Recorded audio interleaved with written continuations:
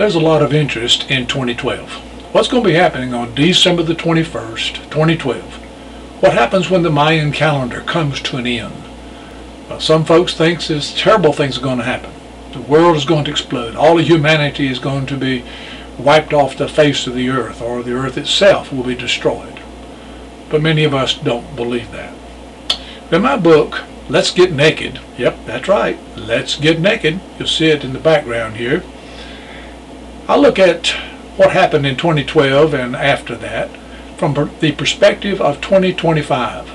I tried to describe some of the things that did happen in 2012 and later.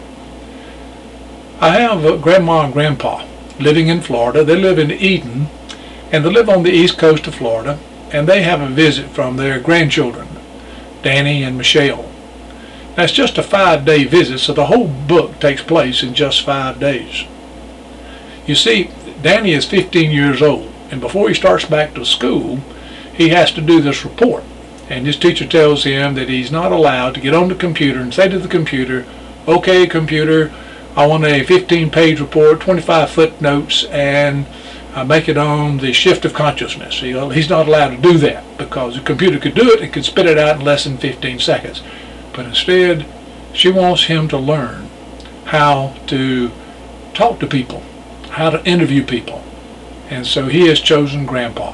So Grandpa John is his source, and Danny is coming to visit for 5 days along with his sister, and Danny wants to do a brain scan of his grandpa. He wants to find out what happened in 2012 and what's Grandpa's perspective, and did he participate in it, and how did everything come to be that it is today. Now today, remember, is 2025. Okay, so let's get it out of the way. Where did this title come from? Well, you could call it an allegory. Talking about let's get naked is in the sense of let's get honest. Let's really tell what we think. Let's stand for what we really believe, and instead of hiding behind perhaps nuances, or not saying what we really think but trying to say only what others will accept, well, this is saying it as it is. So yes, it's an allegory. But likewise, when we're looking at 2025, what's going to be in 25, what's going to be acceptable then, I'm saying that nakedness will be. It will be socially acceptable.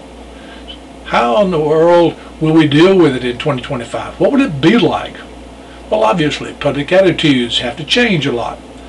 And by the time 2025 arrives, then we find that clothing is a utility, is what we wear when we need to wear it according to what we're doing. Just as a spacesuit is necessary for a person who is in space. Likewise, a person working with steel, they certainly want to be wearing leather aprons and using leather gloves and things to protect the body.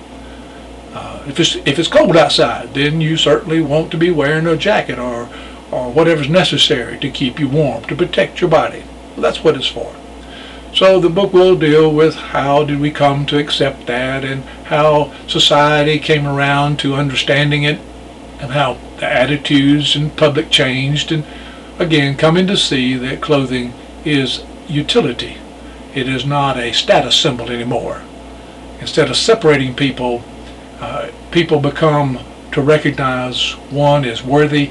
Well, that's another part of the story. You see, I don't believe that December 21st, 2012 is an event. An event is something where it only happens one time and it's all over with and forgotten. In reality, I see it as being a time when the world is coming to a new understanding of life. It's going to come to understand more about who we are and why we're here and where we're going and how we're supposed to live. Among the things I talk about in the book is about equality, accepting one another for who they are, and let each person dream their own dream. About respecting people, respecting for who the person is, and let them be themselves. About compassion for all of humanity, compassion for your family, compassion for each individual as well as for the whole world. Living a life through love. How we treat everybody, how we care for everyone, expressing our concerns, and how we're willing to help people, and even listen to people. In my book, I also talk about things like the environment, talk about our world and respect for our world and how we can do our part in the small things. I talk about, living thankfully, thankful for everything that you have, the gift of air, the gift of water, the gift of sunshine, the gift of rain, being appreciative for what is being provided for us. I talk about the human body and how that the human body is disposable. By the time 2025 gets here, we will be replacing parts like we replace parts for cars nowadays.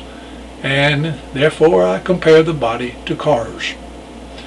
Also, connectedness. I talk about how that the internet has extended so far into the deep parts of the whole world that most people are almost instantly connected to everyone else in the whole world.